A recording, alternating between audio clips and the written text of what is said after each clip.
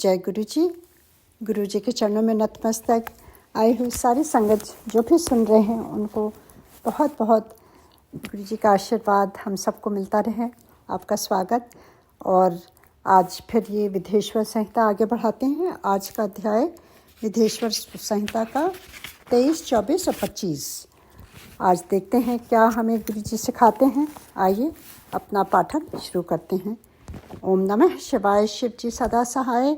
ओम नमः शिवाय। गुरु जी सदा सहाय। जय गणेशाय नमः।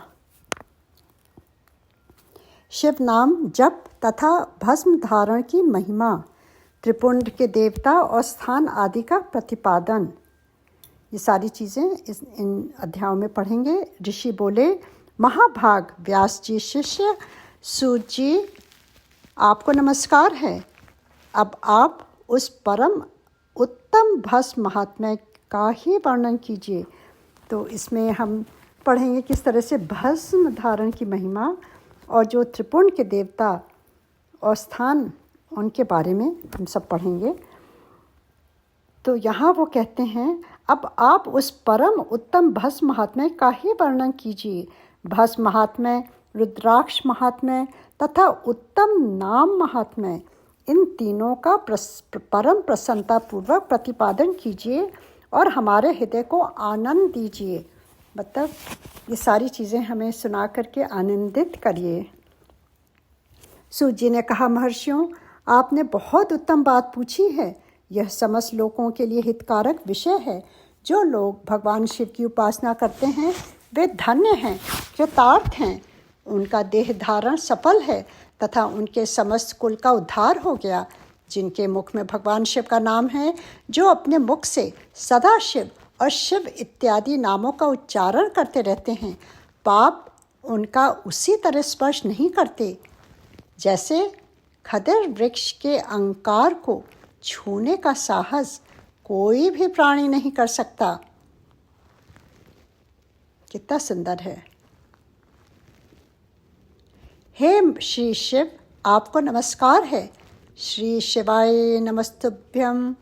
ऐसी बात जब मुँह से निकलती है तब वह मुख समस्त पापों का विनाश करने वाला पावन तीर्थ बन जाता है, केवल उनका नाम उच्चारण करने से ही। जो मनुष्य प्रसन्नतापूर्वक उस मुख का दर्शन करता है उससे निश्चय ही तीर्थ सेवन जनित फल प्राप्त होता है।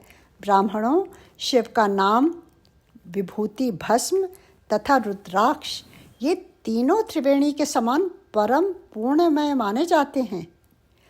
जहाँ ये तीनों शुभतर वस्तुएं सर्वदा रहती हैं, उसके दर्शन मात्र से मनुष्य त्रिवेणी स्नान का फल पा लेता है। भगवान शिव का नाम गंगा है, विभूति यमुना तथा रुद्राक्ष को सरस्वती कहा गया है। इन तीनों की संयुक्त त्रिवेणी समस्त पापों का नाश करने वाली है। शेष ब्राह्मणों, इन तीनों की महिमा को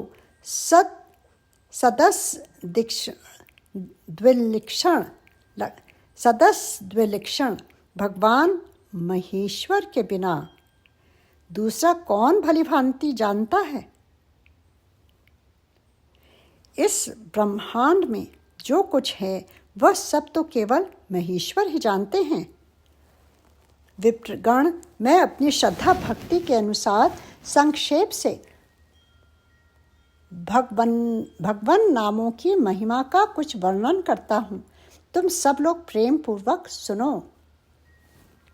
यह नाम महात्म्य समस्त पापों को हर लेने वाला उत्तम साधन है। शिव इस नाम रूपी दावानल से महान पातक रूपी पर्वत अनायास ही भस्म हो जाता है। यह सत्य है, सत्य है, इसमें संशय नहीं है। शौनक, पाप मूलक जो नाना प्रकार के दुख हैं, वे एकमात्र शिव नाम, भगवान नाम से ही नष्ट होने वाले हैं। दूसरे साधनों से संपूर्ण यत्न करने पर भी पूर्णतया नष्ट नहीं होते। जो मनुष्य इस भूतल पर सदा भगवान शिव के नामों के जप में ही लगा हुआ है, वह वेदों का ज्ञाता है। वह पूर्ण आत्मा है, वह धन्यवाद का पात्र है तथा वह विद्वान माना गया है। मुने, जिनका शिव नाम जप में विश्वास है, उनके द्वारा आचरित नाना प्रकार के धर्म तत्काल फल देने के लिए उत्सुक हो जाते हैं। महर्षि, भगवान शिव के नाम से जितने पाप नष्ट होते हैं, उतने पाप मनुष्य इस भूतल पर कर नहीं सकते। यहाँ सोचने की बात है, केवल शिव नाम जपने से ही कितना कितना आपको फल प्राप्त होता है। जय गुरु जी। जो शिव नाम रूपी नौका पर आरूढ़ हो संसार रूपी समुद्र को पार करते हैं, उनके जन्म मरण रूप संसार के मूलभूत वे सारे पाप निश्चय ही नष्ट हो जाते हैं। महामुने, संसार के मूलभूत पातक रूपी पादपों का शिव नाम रूपी कुठारह से निश्चय ही नाश हो जाता है। ये संसार देखिए, जो इतना इसमें कष्ट है, जो दुख है, वो केवल शिव के नाम रूपी नाव में बैठने से ही हम तर जाते हैं, उसका नाश हो जाता है। जितने भी दुख हैं वो शिव नाम से ही। जो पाप रूपी दानव नल से पीड़ित हैं, उन्हें शिव नाम रूपी अमृत का पान करना चाहिए। पापों के दावा नल से दग्ध होने वाले लोगों को उस शिव नाम अमृत के बिना शांति नहीं मिल सकती। जय गुरु जी।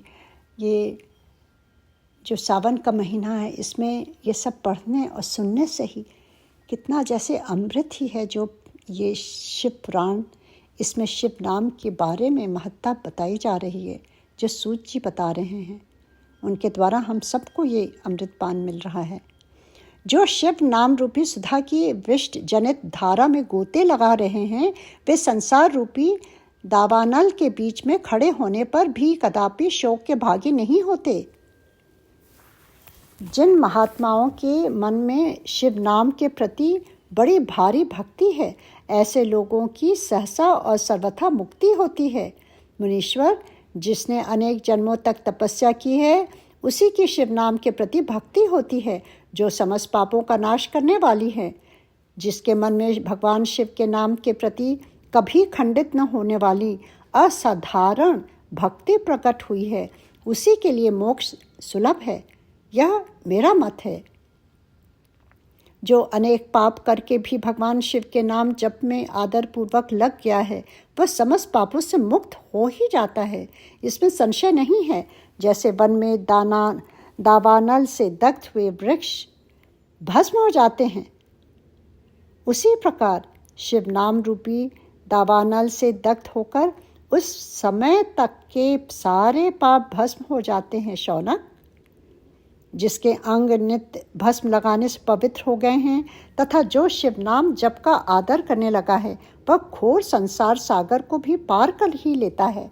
संपूर्ण वेदों का अवलोकन करके पूर्ववर्ती महर्षियों ने यही निश्चित किया है कि भगवान शिव के नाम का जप संसार सागर को पार करने के लिए सर्वोत्तम उपाय है।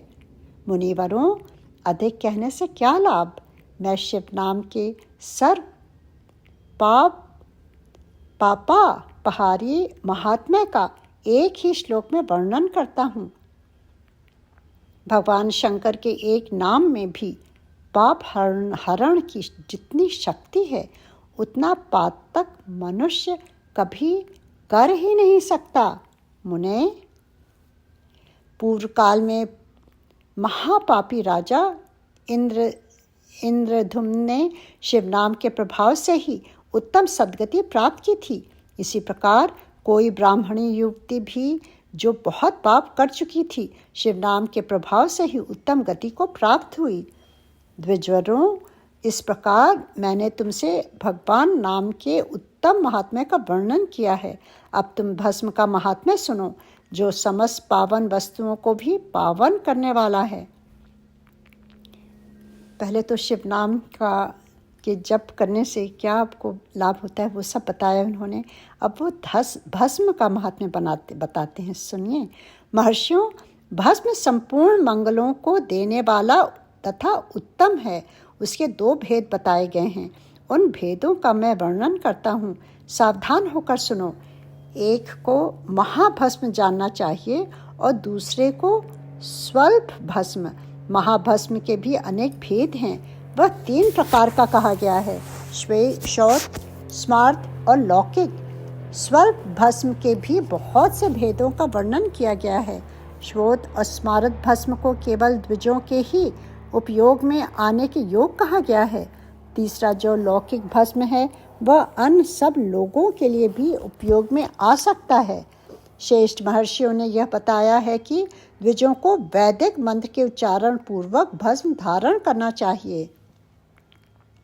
दूसरे लोगों के लिए बिना मंत्र के ही केवल धारण करने का विधान है। जले हुए गोबर से प्रकट होने वाला भस्म आग्रह कहलाता है। महामुने, वह भी त्रिपुंड का द्रव्य है, ऐसा कहा गया है। अग्निहोत्र से उत्पन्न हुए भस्म का भी मनीषी पुत्रों को संग्रह करना चाहिए।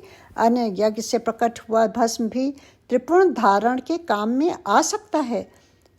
चाबालोपनिषद में आए हुए अग्नि इत्यादि 7 मंत्रों द्वारा जल मिश्रित भस्म से धूलन विभिन्न अंगों में मर्दन या लेपन करना चाहिए। महर्षि जबालिन ये महर्षि का नाम है। महर्षि जाबाली ने सभी वर्णों और आश्रमों के लिए मन से या बिना मंत्र के भी आदरपूर्वक भस्म से त्रिपुंड लगाने की आवश्यकता बताई है। समस्त अंगों में सजल भस्म को मलना अथवा विभिन्न अंगों में तिरछा त्रिपुंड लगाना, इन कार्यों को मोक्षार्थी पुरुष प्रमाद से भी न छोड़ें, ऐसा श्रुति का आदेश है। भगवान शिव और विष्णु ने भी तिर्यक त्रिपुंड धारण किया है। अन्य देवियों सहित भगवती उमा और लक्ष्मी देवी ने भी वाणी द्वारा इसकी प्रशंसा की है। ब्राह्मणों, क्षत्रियों, वैश्यों, शूद्रों, वर्ण संस्करों तथा जाति भ्रष्ट पुरुषों ने भी उत्तुलन एवं त्रिपुंड के रूप में भस्म धारण किया है। इसके पश्चात भस्म धारण तथा त्रिपुंड की महिमा एवं विधि बताकर सूत जी ने फिर कहा, महर्षियों, इस प्रकार मैंने संक्षेप से त्रिपुंड का महात्म्य बताया है। यह समस्त प्राणियों के लिए गोपनीय रहस्य है, अतः तुम्हें भी इसे गुप्त ही रखना चाहिए। मुनिवरों, ललाट आदि सभी निर्दिष्ट स्थानों में जो भस्म से 3 तिरछी रेखाएं बनाई जाती हैं, उन्हीं को विद्वानों ने त्रिपुंड कहा है। बाहुओं के मध्य भाग से लेकर जहाँ तक भवों का अंत है, उतना बड़ा त्रिपुंड ललाट में धारण करना चाहिए।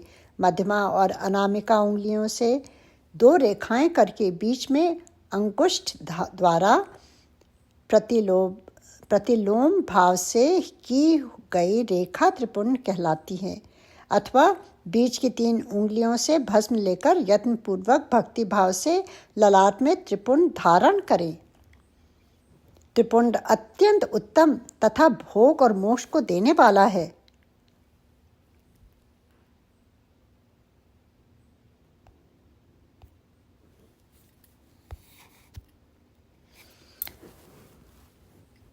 त्रिपुंड दोनों को कहते हैं, भोग और मोक्ष को देने वाला है। बहुत ही आवश्यक है इसको समझना। त्रिपुंड की 3 रेखाओं में से प्रत्येक के 9 देवता हैं जो सभी अंगों में स्थित हैं। मैं उनका परिचय देता हूँ, सावधान होकर सुनो। मुनिवरों, प्रणव का प्रथम अक्षर अकार, गार्हपत्य अग्नि, पृथ्वी धर्म रजोगुण, ऋग्वेद क्रियाशक्ति, प्रातः सवन तथा महादेव, ये त्रिपुंड की प्रथम रेखा के 9 देवता हैं। यह बात शिव दीक्षा परायण पुरुषों को अच्छी तरह समझ लेनी चाहिए। प्रणव का दूसरा अक्षर उकार, दक्षिणाग्नि, आकाश, सत्व गुण, यजुर्वेद, मध्यम दिन सवन, इच्छा शक्ति, अंतरात्मा तथा महेश्वर, ये दूसरी रेखा के 9 देवता हैं।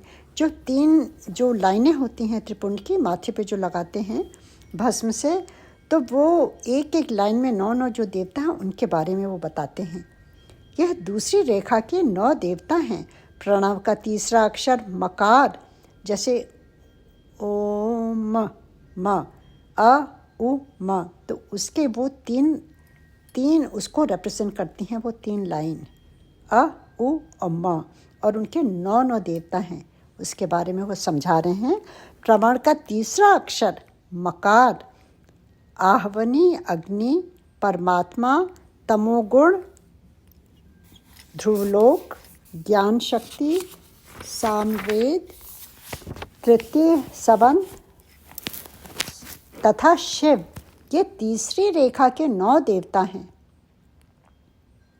इस प्रकार स्थान देवताओं को उत्तम भक्तिभाव से नित्य नमस्कार करके स्नान आदि से शुद्ध हुआ पुरुष यदि त्रिपुंड धारण करे तो भोग और मोक्ष को भी प्राप्त कर लेता है। मुनीश्वर, ये संपूर्ण अंगों में स्थान देवता बताए गए हैं। अब उनके संबंधी स्थान बताता हूँ, भक्ति पूर्वक सुनो। 32, 16, 8 अथवा 5 स्थानों में त्रिपुंड का न्यास करें। वो 5 स्थान क्या हैं? 32, 16, 8 अथवा 5 स्थानों में। अब वो उनके बारे में बताते हैं।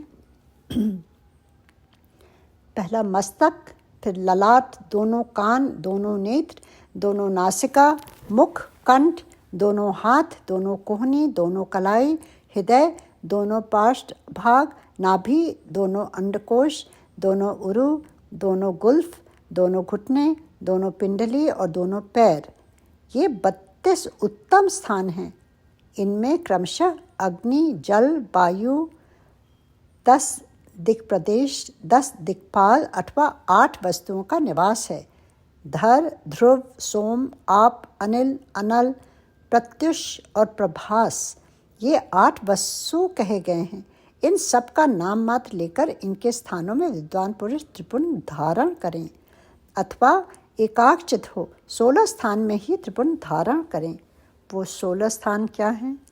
वो हैं मस्तक, ललाट, कंठ, दोनों कंधे, दोनों भुजाओं, दोनों कोहनियों तथा दोनों कलाइयों में, हृदय में, नाभि में, दोनों पसलियों में तथा पृष्ठ भाग में त्रिपुंड लगाकर वहाँ दोनों अश्वनी कुमारों का शिव, शक्ति, रुद्र, ईश तथा नारद का और वामा आदि 9 शक्तियों का पूजन करें। ये सब मिलकर 16 देवता हैं। अश्वनी कुमार 2 कहे गए हैं, नासत्य और दस्त्र अथवा मस्तक, केश, दोनों कान, मुख, दोनों भुजा, नाभि, हृदय, दोनों उरु, दोनों जानु, दोनों पैर और पृष्ठभाग। इन 16 स्थानों में 16 त्रिपुंड का न्यास करें। मस्तक में शिव, केश में चंद्रमा, दोनों कानों में रुद्र और ब्रह्मा, मुख में विघ्न राज गणेश, दोनों भुजाओं में विष्णु और लक्ष्मी, हृदय में शंभु, नाभि में प्रजापति, दोनों उर्वों में नाग और नाग कन्याएं, दोनों घुटनों में ऋषि कन्याएं, दोनों पैरों में समुद्र तथा विशाल पुष्ट भाग में संपूर्ण तीर्थ देवता रूप से विराजमान हैं। इस प्रकार 16 स्थानों का परिचय दिया गया। अब 8 स्थान बताए जाते हैं। ग्रह स्थान, ललाट, परम उत्तम कर्णयुगल, दोनों कंधे, हृदय और नाभि, ये 8 स्थान हैं। इनमें ब्रह्मा तथा सप्त ऋषि, ये 8 देवता बताए गए हैं। मुनीश्वरों, भस्म के स्थान को जानने वाले विद्वानों ने इस तरह 8 स्थानों का परिचय दिया है, अथवा मस्तक, दोनों भुजाएं, हृदय और नाभि। इन 5 स्थानों को भस्म वेदता पुरुषों ने भस्म धारण के योग्य बताया है। यथा संभव देश, काल आदि की अपेक्षा रखते हुए उद्धूलन भस्म को अभिमंत्रित करना और जल में मिलाना आदि कार्य करें। यदि उद्धूलन में भी असमर्थ हो तो त्रिपुंड आदि लगाए।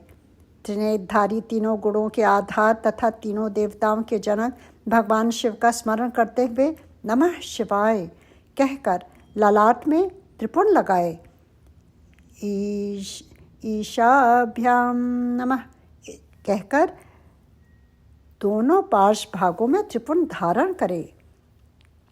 बीजाभ्याम नमः यह बोलकर दोनों कलाइयों में भस्म लगावे। पृतुभ्यामा नमः कहकर नीचे के अंग में उमेशाभ्यामः नमः कहकर ऊपर के अंग में तथा भीमाय नमः कहकर पीठ में और सिर के निचले भाग में त्रिपुंड लगाना चाहिए। ये 23-24 यहाँ समाप्त होता है। अब आगे पढ़ते हैं 25वां अध्याय। रुद्राक्ष धारण की महिमा तथा उसके विविध भेदों का वर्णन। अब यहाँ पे रुद्राक्ष की महिमा वो बहुत ही आवश्यक है समझना, क्या है ये महिमा। आप सब जानते हैं कि महादेव को रुद्राक्ष बहुत ही प्रिय है और उनको अक्सर रुद्राक्ष की माला पहने हुए हम देखते हैं, तो उसकी महिमा भी जाननी आवश्यक है। तो सूत जी कहते हैं, महाप्राज्ञ महामते शिव रूप शौनक। देखिए सूत जी जो हैं शौनक जी को शिव रूप बताते हैं, उनका ही रूप है वो। अब मैं संक्षेप से रुद्राक्ष का महात्म्य बता रहा हूँ, सुनो। रुद्राक्ष शिव को बहुत ही प्रिय है, इसे परम पावन समझना चाहिए। रुद्राक्ष के दर्शन से, स्पर्श से अथवा उस पर जप करने से वह समस्त पापों का अपहरण करने वाला माना गया है मुने। पूर्व काल में महापरमात्मा शिव ने समस्त लोगों का उपकार करने के लिए देवी पार्वती के सामने रुद्राक्ष की महिमा का वर्णन किया था। भगवान शिव बोले, महेश्वरी शिवे, मैं तुम्हारे प्रेमवश भक्तों के हित की कामना से रुद्राक्ष की महिमा का वर्णन करता हूँ, सुनो। महेशानी, पूर्व काल की बात है, मैं मन को संयम में रखकर हजारों दिव्य वर्षों तक घोर तपस्या में लगा रहा। एक दिन सहसा मेरा मन क्षुब्ध हो उठा।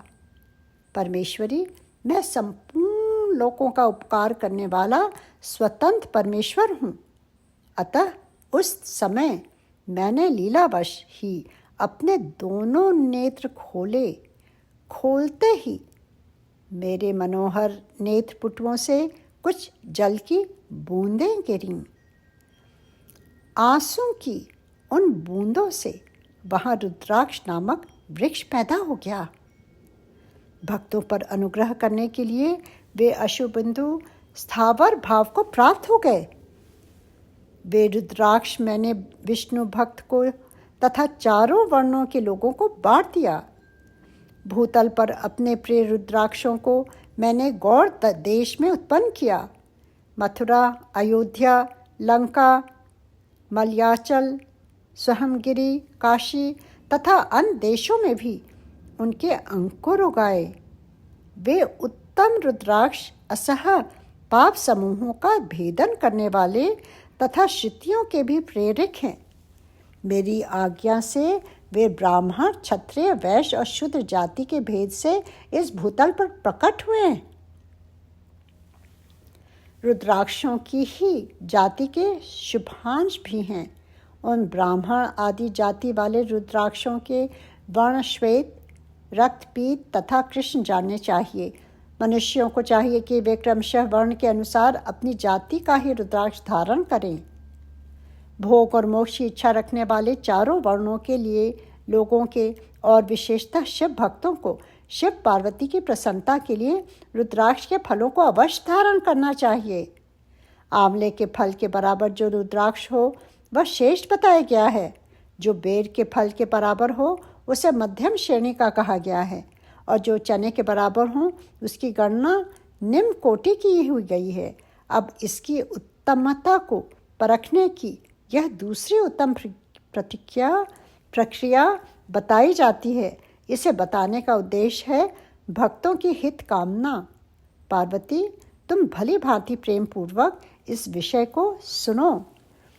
तो यहाँ पर देखिए कितने अच्छी तरह से समझाया जाता है रुद्राक्ष की महिमा की। किस प्रकार एक दिन महादेव अपने ध्यान में मग्न थे और कुछ उनका मन शुभ उठा, मतलब, और किस तरह से वो सारे लोगों का उपकार करने के लिए उन्होंने लीलावश अपने दोनों नेत्र खोले, क्योंकि वो तो भला चाहते हैं ना, इस हम सब का भला करने के लिए उन्होंने जब नेत्र खोले तो उसमें से 2 जल की बूंदें गिरीं आंसुओं की, और उन आंसू की बूंदों से रुद्राक्ष नामक वृक्ष पैदा हो गया। और किस प्रकार वो रुद्राक्ष जो था उसमें उन्होंने विष्णु जी को दिया, और जितने भी कितनी जगह उन्होंने कितने देशों में वो उत्पन्न किया रुद्राक्ष को। रुद्राक्ष का वृक्ष अयोध्या में सभी जगह हैं एक, तो उसका नाम यहाँ पे दिया हुआ है। और कहते हैं कि उसको केवल देखने मात्र से ही आपके पाप कट जाते हैं। उसकी बड़ी जो सब अभी हमने सुना है वो सब कितनी उसकी महत्ता है। अब आगे पढ़ते हैं। वो कह रहे हैं कि पार्वती जी को संबोधित करके कहते हैं कि अब इसकी उत्तमता को परखने की, मतलब कौन सा उत्तम है उसको परखने की, ये इस भाव से मैं तुमको बताता हूँ, सुनो। महेश्वरी, जो रुद्राक्ष बेर के फल के बराबर होता है, वो इतना छोटा होने पर भी लोक में उत्तम फल देने वाला तथा सुख स्वभाव की वृद्धि करने वाला होता है। जो रुद्राक्ष आंवले के फल के बराबर होता है वह समस्त अरिष्टों का नाश करने वाला होता है, तथा जो गुंजा फल के समान बहुत छोटा होता है वह संपूर्ण मनोरथों और फलों की सिद्धि करने वाला है। रुद्राक्ष जैसे जैसे छोटा होता है वैसे ही वैसे अधिक फल देने वाला होता है। एक एक बड़े रुद्राक्ष से एक एक छोटे रुद्राक्ष को विद्वानों ने 10 गुना अधिक फल देने वाला बताया है। पापों का नाश करने के लिए रुद्राक्ष धारण आवश्यक बताया गया है। वह निश्चय ही संपूर्ण अभीष्ट मनोरथों का साधक है, अतः अवश्य ही उसे धारण करना चाहिए। परमेश्वरी, लोक में मंगल में रुद्राक्ष जैसा फल देने वाला देखा जाता है, वैसी फलदायिनी दूसरी कोई माला नहीं दिखाई देती। देवी, समान आकार प्रकार वाले चिकने मजबूत स्थूल और सुंदर रुद्राक्ष अभिलाषित पदार्थों के दाता तथा सदैव भोग और मोक्ष देने वाले हैं। जिसे कीड़ों ने दूषित कर दिया हो, जो टूटा फूटा हो, जिसमें उभरे हुए दाने ना हो, जो व्रण युक्त हो तथा जो पूरा पूरा गोल ना हो, इन 5 प्रकार के रुद्राक्षों को त्याग देना चाहिए। जिस रुद्राक्ष में अपने आप ही डोरा पिरोने के योग्य छिद्र हो गया हो, वही यहाँ उत्तम माना गया है। जिसमें मनुष्य के प्रयत्न से छेद किया गया हो, वह मध्यम श्रेणी का होता है। रुद्राक्ष धारण बड़े बड़े पातकों का नाश करने वाला है। इस जगत में 1100 रुद्राक्ष धारण करके मनुष्य जिस फल को पाता है उसका वर्णन सैकड़ों वर्षों में भी नहीं किया जा सकता। भक्तिमान पुरुष 550 रुद्राक्ष के दानों का सुंदर मुकुट बना ले और उसे सिर पर धारण करे। 308 दानों को लंबे सूत्र में पिरोकर एक हार बना ले। वैसे वैसे 3 हार बनाकर भक्ति परायण पुरुष उनका यज्ञोपवीत तैयार करे और उसे यथास्थान धारण किए रहे। इसके बाद किस अंग में कितने रुद्राक्ष धारण करने चाहिए यह बताकर सूत जी बोले, महर्षियों, सिर पर ईशान मन से, कान में तत्पुरुष मन से तथा गले और हृदय में अघोर मन से रुद्राक्ष धारण करना चाहिए। विद्वान पुरुष दोनों हाथों में अघोर बीज मन से रुद्राक्ष धारण करे। उदर पर वामदेव मन से 15 रुद्राक्षों द्वारा गुथी हुई माला धारण करें, अथवा अंगों सहित प्रणव का 5 बार जप करके रुद्राक्ष की 3, 5 या 7 मालाएं धारण करें, अथवा मूल मंत्र नमः शिवाय से ही समस्त रुद्राक्षों को धारण करें। रुद्राक्षधारी पुरुष अपने खान पान में मदिरा, मांस, लहसुन, प्याज, सहजन, लसोढ़ा आदि को त्याग दे। गिरिराज नंदिनी उमे, श्वेत रुद्राक्ष केवल ब्राह्मणों को ही धारण करना चाहिए। अब वो बता रहे हैं कि किस प्रकार किस रंग के रुद्राक्ष किसको धारण करना चाहिए।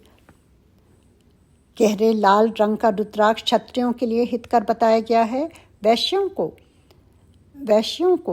के लिए प्रतिदिन बारंबार पीले रुद्राक्ष को धारण करना चाहिए और शूद्रों को काले रंग का रुद्राक्ष धारण करना चाहिए। यह वेदोक्त मार्ग है। ब्रह्मचारी, वानप्रस्थ, गृहस्थ और सन्यासी सबको नियम पूर्वक रुद्राक्ष धारण करना उचित है। इसे धारण करने का सौभाग्य बड़े पुण्य से प्राप्त होता है। उन्हें पहले आंवले के बराबर और फिर उससे भी छोटे रुद्राक्ष धारण करे। जो रोगी हों, जिनमें दाने ना हो, जिन्हें कीड़ों ने खा लिया हो, जिनमें पिरोने योग्य छेद न हो, ऐसे रुद्राक्ष मंगलकारी पुरुषों को नहीं धारण करना चाहिए। रुद्राक्ष मेरा मंगल में लिंग विग्रह है। वह अनंत गत्वा चने के बराबर लघुतर होता है। सूक्ष्म रुद्राक्ष को ही सदा प्रशस्त माना गया है। सभी आश्रमों, समस्त वर्णों, स्त्रियों और शूद्रों को भी भगवान शिव की आज्ञा के अनुसार सदैव रुद्राक्ष धारण करना चाहिए। यति जो योगी होते हैं, यतियों के लिए प्रणव के उच्चारण पूर्वक रुद्राक्ष धारण का विधान है। प्रणव मंत्र आप सब जानते हैं, ओमकार। जिसके ललाट में त्रिपुंड लगा हो और सभी अंग रुद्राक्ष से विभूषित हों तथा जो मृत्युंजय मंत्र का जप कर रहा हो, उसका दर्शन मात्र से करने से साक्षात रुद्र के दर्शन का फल प्राप्त होता है। पार्वती रुद्राक्ष अनेक प्रकार के बताए गए हैं। मैं उनके भेदों का वर्णन करता हूँ। वे भेद भोग और मोक्ष रूप फल देने वाले हैं। तुम उत्तम भक्ति भाव से उनका परिचय सुनो। भक्ति भाव ही मेन है। आप अगर भक्ति भाव से सुनेंगे तो आपको उसका पूर्ण लाभ होगा। ये स्वयं महादेव बता रहे हैं पार्वती जी को। वो कह रहे हैं, तुम भक्ति भाव से, उत्तम भक्ति भाव से ये सुनो। एक मुख वाला रुद्राक्ष साक्षात शिव का स्वरूप है। वह भोग और मोक्ष रूपी फल प्रदान करता है। जहाँ रुद्राक्ष की पूजा होती है, वहाँ से लक्ष्मी दूर नहीं जाती तथा वहाँ रहने वाले लोगों की संपूर्ण कामनाएं पूर्ण होती हैं। जो दो मुख वाला रुद्राक्ष देवेश्वर कहा गया है, वह संपूर्ण कामनाओं और फलों को देने वाला है। 3 मुख वाला रुद्राक्ष सदा साक्षात साधन का फल देने वाला है। उसके प्रभाव से सारी विद्याएं प्रतिष्ठित होती हैं। 4 मुख वाला रुद्राक्ष साक्षात ब्रह्मा का रूप है। वह दर्शन और स्पर्श से शीघ्र ही धर्म, अर्थ, काम और मोक्ष, इन चारों पुरुषार्थों को देने वाला है। 5 मुख वाला रुद्राक्ष साक्षात काल अग्नि रुद्र रूप है। वह सब कुछ करने में समर्थ है। सबको मुक्ति देने वाला तथा संपूर्ण मनोवांछित फल प्रदान करने वाला है। 5 मुख रुद्राक्ष समस्त पापों को दूर कर देता है। 6 मुख वाला रुद्राक्ष कार्तिकेय का स्वरूप है। यदि दाहिनी बाह में उसे धारण किया जाए तो धारण करने वाला मनुष्य ब्रह्म हत्या आदि पापों से मुक्त हो जाता है। इसमें संशय नहीं है। महेश्वरी 7 मुख वाला रुद्राक्ष अनंग स्वरूप और अनंग नाम से ही प्रसिद्ध है। देवेशी, उसको जो धारण करने से दरिद्र भी ऐश्वर्यशाली हो जाता है। 8 मुख वाला रुद्राक्ष अष्टमूर्ति भैरव रूप है। उसको धारण करने से मनुष्य पूर्ण आयु होता है और मृत्यु के पश्चात शूलधारी शंकर हो जाता है। 9 मुख वाले रुद्राक्ष को भैरव तथा कपिल मुनि का प्रतीक माना गया है, अथवा 9 रूप धारण करने वाली महेश्वरी दुर्गा उसकी अधिष्ठात्री देवी मानी गई हैं। जो मनुष्य भक्ति परायण हो अपने बाएं हाथ में नवमुख रुद्राक्ष को धारण करता है, वह निश्चय ही मेरे समान सर्वेश्वर हो जाता है। इसमें संशय नहीं है। महेश्वरी 10 मुख वाला रुद्राक्ष साक्षात भगवान विष्णु का रूप है। देवेशी, उसको धारण करने से मनुष्य की संपूर्ण कामनाएं पूर्ण हो जाती हैं। परमेश्वरी 11 मुख वाला जो रुद्राक्ष है, वह रुद्र रूप है। उसको धारण करने से मनुष्य सर्वत्र विजयी होता है। 12 मुख वाले रुद्राक्ष को केश प्रदेश में धारण करे। उसके धारण करने से मानो मस्तक पर 12 आदित्य विराजमान हो जाते हैं। 13 मुख वाला रुद्राक्ष विश्व देवों का स्वरूप है। उसको धारण करके मनुष्य संपूर्ण अभीष्टों को पाता है तथा सौभाग्य और मंगल लाभ करता है। 14 मुख वाला जो रुद्राक्ष है वह परम शिव रूप है। उसे भक्ति पूर्वक मस्तक पर धारण करें, इससे समस्त पापों का नाश हो जाता है। गिरिराज कुमारी, इस प्रकार मुखों के भेद से रुद्राक्ष के 14 भेद बताए गए हैं। देखिए, ये 14 भेद जो हैं, जितने 14 मुख वाले या 1, 2, 3, 1 से लेके 14 मुख वाले जो रुद्राक्ष हैं, उनके बारे में और उनकी महत्ता उन्होंने बताई है। अब आप डिसाइड करिए आपको कितने मुख वाला रुद्राक्ष धारण करना है। ये बात हमें सोच समझ के करनी चाहिए, क्योंकि अलग अलग उसमें उनके कार्य हैं, अलग अलग उसकी महत्ता है। अब वो कहते हैं कि अब ये उनको 14 भेद बताए गिरिराज कुमारी को महादेव ने। अब कहते हैं, अब तुम क्रमशः उन रुद्राक्षों के धारण करने के मंत्रों को प्रसन्नतापूर्वक सुनो। अब उनको धारण करने के लिए वो 14 मंत्र भी हैं जो कहते हैं प्रसन्नतापूर्वक सुनिए। पहला है ओम ह्रीं नमः, दूसरा है ओम नमः, तीसरा है ओम क्लीं नमः, चौथा है ओम ह्रीं नमः, पांचवा है ओम ह्रीं नमः, छठवां है ओम ह्रीं हूं नमः, सातवां है ओम ह्रूं नमः, आठवां है ओम ह्रूं नमः, नवां है ओम ह्रीं हूं नमः, 10वां है ओम ह्रीं नमः, 11वां है ओम ह्रीं हूं नमः, 12वां है ओम क्रौं शौं रौं नमः, 13वां है ओम ह्रीं नमः, 14 है ओम नमः। इन 14 मंत्रों द्वारा क्रमशः 1 से लेकर 14 मुख वाले रुद्राक्ष को धारण करने का विधान है।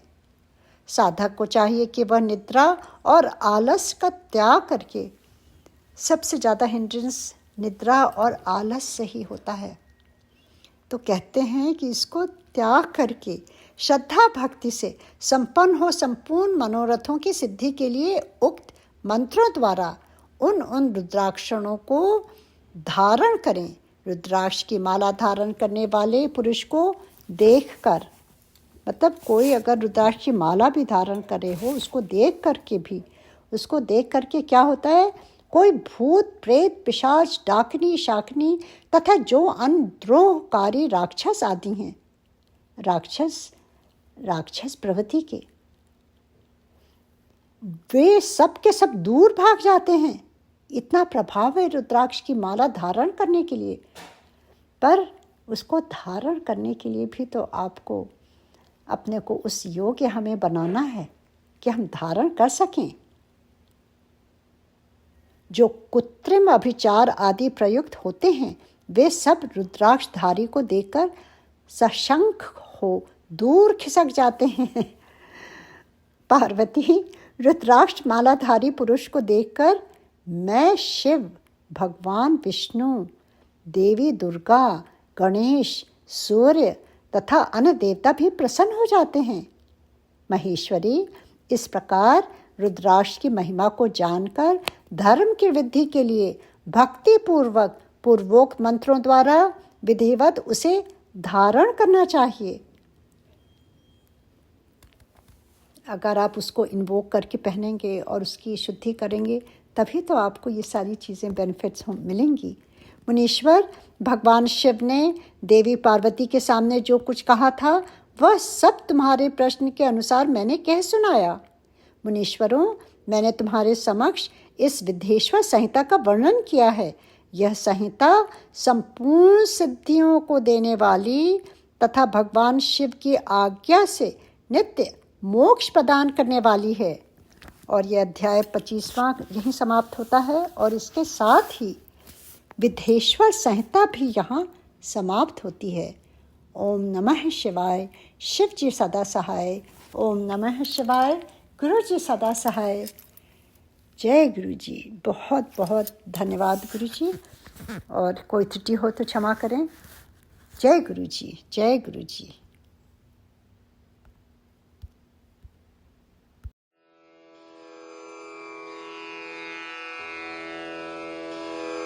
जय गुरु जी की। अब हम मंत्र जाप करेंगे।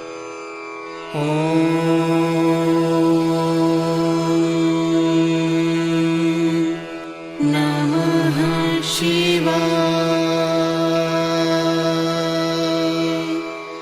शिव जी सदा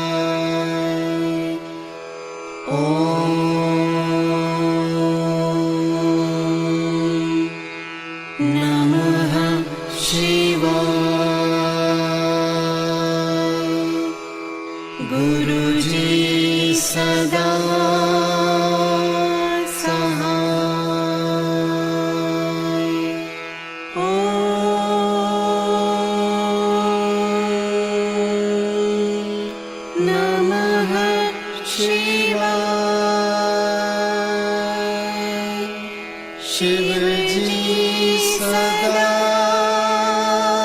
सहाय। ओम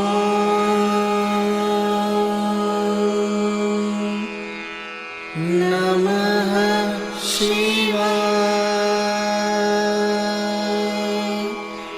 गुरु जी सदा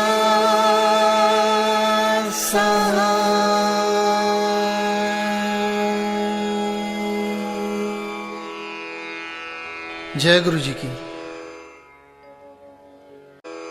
जय गुरु जी की। अब हम मंत्र जाप करेंगे।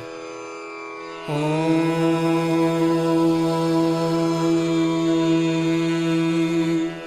नमः शिवाय।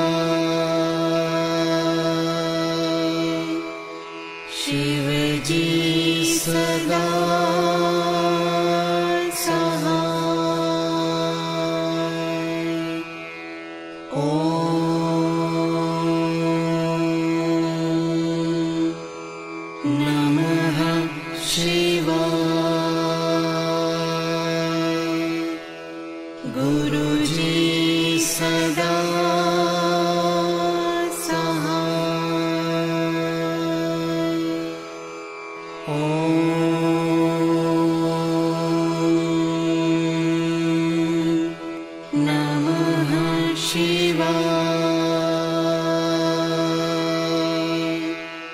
शिव जी सदा सहाय। ओम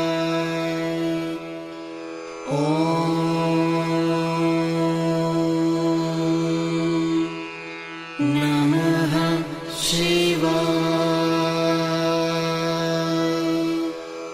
गुरु जी सदा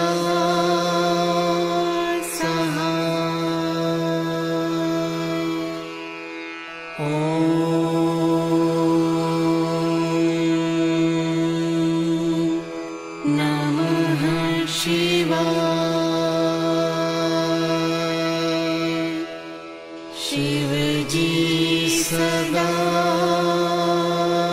सहाय।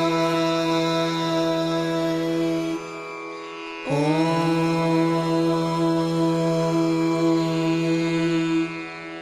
नमः शिवाय। गुरु जी सदा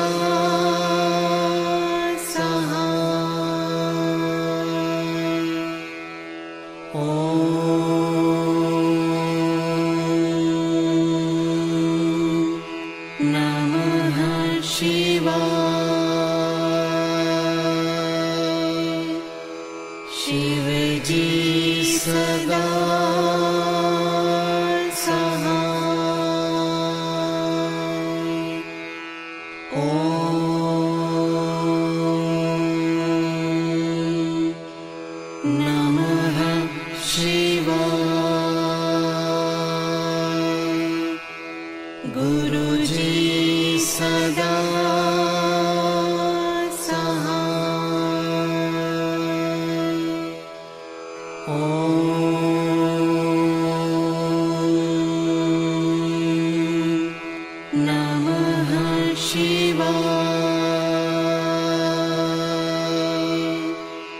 शिव जी सदा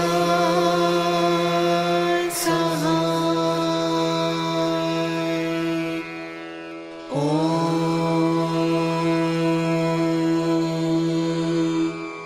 नमः शिवाय। गुरु जी सदा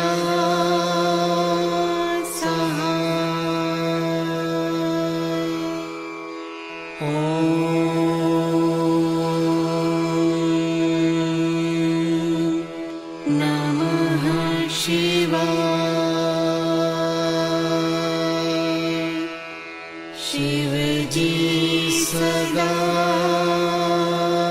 सहाय।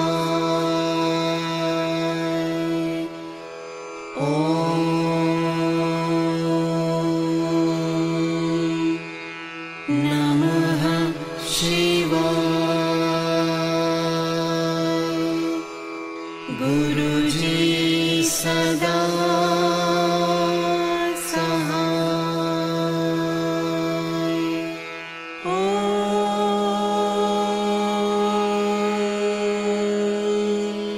नमः शिवाय। शिव जी सदा सहाय। ओम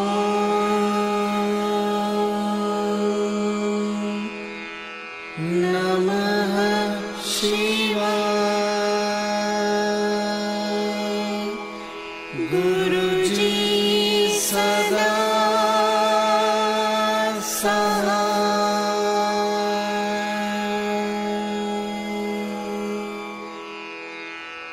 जय गुरु जी की।